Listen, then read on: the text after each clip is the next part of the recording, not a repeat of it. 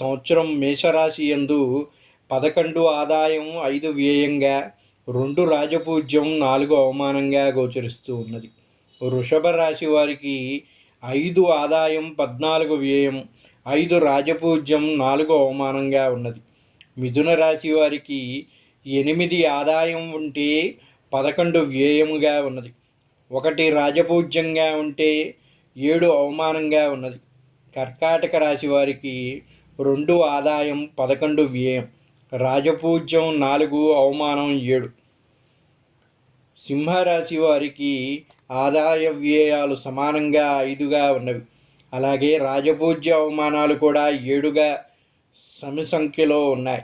ఇక కన్యారాశి వారికి 8 ఆదాయం, 11 వ్యయంగా, రాజపూజ్య అవమానాలు 3గా ఉన్నాయి. తులారాశి వారికి 5 ఆదాయం, 14 వ్యయం,